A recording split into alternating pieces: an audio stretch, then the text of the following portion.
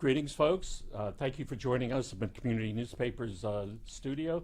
My name is Michael Miller, and we're here with County Commissioner candidate Leonarda Duran Buike, like the car. Yes, I Okay. hope so, like the car. Yes. So welcome, and congratulations for putting your head out there. Oh, thank you, Michael. Thank you for having me Yeah. here. For me, it's a pleasure and an honor. All right. District 8, folks, is the Palmetto Bay Cutler Bay Homestead in Redland. Yes, Parts and of the more. Redlands. Yes, And also part of the Falls. the falls, Yeah. Sable Chasing Kendall, the crossings. Don't forget about Naranja, Princeton, and Leisure City. So it's a pretty big area It geographically. is a big area, and I've been there for almost 30 years. So it's my neighborhood. Good. So a couple things as far as your background. You were born in the Dominican Republic. You have a medical license. Yeah, Medical I doctor? am. I was born in the Dominican Republic, but I will tell you this.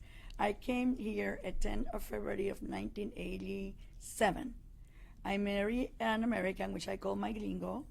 So we came over here, and I learned to love this country. And I tell people, you know what?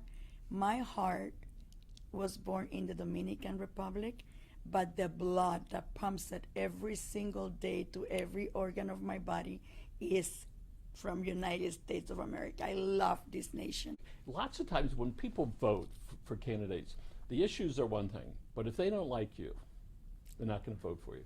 So tell us why somebody should vote for you, and what are some of the things that you're very passionate about? Well, why they should vote for me? People say because I care, and I'm going to do this, I'm going to do that, and I'm going to. No, I think that people should vote for me when they research me, when they see my story here, and what I have done in my neighborhood. Like I said before, I've been here for almost 30 years. This is my home, and I know my neighbors by name. They know me. The barbershops, the restaurants, the mom and pops. I go there, I've been there, I've done that. And when you go out there and serve the people, there is no more satisfaction to me than doing that. My father, I like this since I was 13 years old, that I remember. I asked my dad, which was a general in the Dominican Republic. By the way, I'm a veteran, a first lieutenant retired veteran. Congratulations and thank you. And I asked him why the disparity, and he explained that to me. He was the first person to empower me as a woman. So, because I care, but I'm going to say it with a straight face, I really do care about the future of my community and about the future of our kids and our great-grandkids and this world, and especially this great nation. So what other passions do you have that you want to share with other people so that they can say, I'm going to vote for her because of this? Well, Miami is a wonderful city. When I arrived to Miami, Miami was the paradise to me. It looked like my my 3/3 of the island, Dominican Republic. I love the ocean, and I thought that we have everything. We have every culture, we're a melting pot, and we have everything. Lately, Miami has been very hard for any regular folks like me to live in, because you know what? I work hard, my husband works hard, and I am like you. Sometimes I have to turn off the water because the water bill all of a sudden is so high, or keeping on turning light bulbs because my electric bill is so high, and traffic, because you know we have grown, but the infrastructure is not, unfortunately, and I am tired. I am tired of listening to the same story of every politician or every elected official, somebody that is aspiring to office, promising things. I want to be taken accountable. The only thing I have is my word. That's what I learned. That's what my parents taught me when I was growing up, and we need that. You had mentioned about traffic, and obviously traffic in Miami-Dade County continues to get worse, as is across most parts of the country. Since 2014, the traffic is increased by about 25%. Yes, and it's going to continue. And a lot of the traffic is going to be generated, future traffic, from developments down south, including in what could be your district. Yes. There's always a fight about preserving agricultural land. Oh my God. And you have the small farmers and you have the large farmers. And there was just an issue concerning some property right across the street from Roberts is down in Homestead, and where a lot of the neighbors got up and said, we don't want that across the street. Yes. But that's what's happening. Apartment buildings and homes right next to the nurseries, as occurs everywhere. Listen, one of the reasons why I moved down south was because of the Redland. Because I grew up in what we call a finca, a farm. Yes. So I learned to ride horses. I learned to milk cows. I needed to, I saw when they kill animals to feed us. It was all beautiful, and I have that memory, and I preserve that memory, and I wanted to share that with my kids. They both know how to ride a horse. They love nature. And for me, the Redlands are the biggest lungs of Miami-Dade County. And besides tourism, agriculture is our biggest source of income. And Redland especially, I was thinking the other day, because I am in a listening tour, and I was listening to everybody, the residents, the small farmers, the big farmers, the people that have businesses there, and I think it should stay there. It should be preserved. So I want to do like, do not touch that.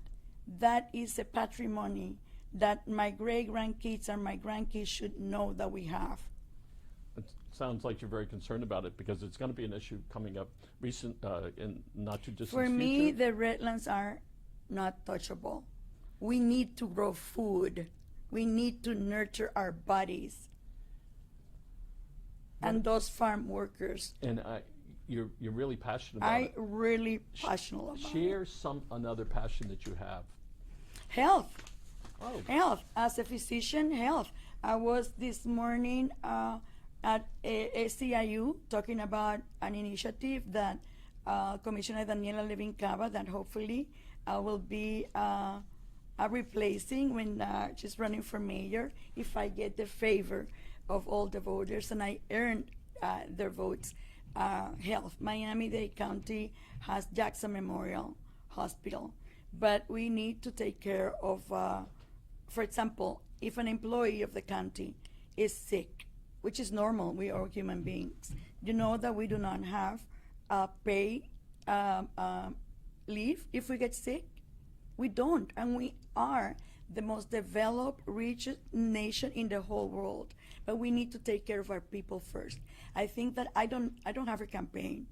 I call it a movement, a people first movement, because I cannot empower anybody if they're not healthy. I cannot empower anybody if they don't have a decent job. With a good minimum wage raise, which So here's the way out so far. Preservation of agricultural land, keeping people healthy and making sure that they best we can are healthy, have health insurance, and make sure they make enough money to live here in Miami-Dade County. do you know how much is rent or mortgage here? Is three parts of my salary I spend in mortgage or raise, or rent. That's Miami-Dade County has become one of the most expensive cities Yes. to live. People are moving out instead of staying. Yes, I did want to bring up that there are three people that are running for commission. One of them is the Palmetto Bay Vice Mayor John Dubois, yourself, and Danielle Cohen-Higgins. Yes, sir. And Daniela, I believe, lives in Palmetto Bay, she's active in the community, and I just want to let people know that that's some of the choices they have. When is the first date that people can start voting? Well, the elections, the primaries are August 18. Okay? What I want to do, God willing, is like get more than 51% votes because of the demographics of my community. We are 60% Hispanic. We've never seen ourselves represented in that seat, so I will be the first Hispanic male or female representing the community. So that will be historical, and I want to outreach everybody. I believe in community inclusion, empowerment. I think that for a community to function, have to have these three qualities. Okay. And I noticed on your website you're concerned about parks. Tell us what a Oh my plan might God. be for your parks. You know, I'm in love with my district, totally in love. I think it's one of the most beautiful districts of Miami-Dade County. We have parks, we have nature, we have a winery that I was there. I love it. We have national parks, marina, and one of the things that I thought about was tourism, but it's a type of tourism that I call cluster tourism, when small businesses help each other, you know, and tourism, intern tourism. That Miami is not just beaches, you know. Miami, if you want to relax, you can go to one of the farms. I went in Mary's farm the other day. It's a paradise. I enjoy it. And people, I mean, that goes to the Keys, homestead. I think that we should show what we have. We even have the Mikosukis there. They should be involved. They make so many beautiful things. And for people that come over here, I mean, Miami is the gateway of Las Americas, and they're missing out. They're missing out our area. And I want to project that beauty to everybody that comes over here. That's great. So how would you propose getting the other commissioners, should you be elected, to go along with what you want? Well, you know, I believe in bipartisanship. I do believe in, especially now that our country are so divided. This is a wonderful nation, but we cannot get an agenda done if we don't compromise. I do believe in compromise, and there are always going to be Republican commissioners and Democrats commissioners, you know. So I do believe in crossing that aisle, compromising, and getting the best for our people done. Yeah, and you bring up an interesting point. This is a nonpartisan race, but people Yes. never forget. There is nonpartisan, Right, yeah. right. They never forget what party. What party you're they in. belong to. So Yeah. if somebody said to you, "What party are you in?" I am a Democrat, Okay. but I am going to say that I believe in people first. And like I say, I believe that I should take everybody into account. And the people that serve the commission is a group of people that are doing what they think is best for their districts, for their constituencies. So we should talk.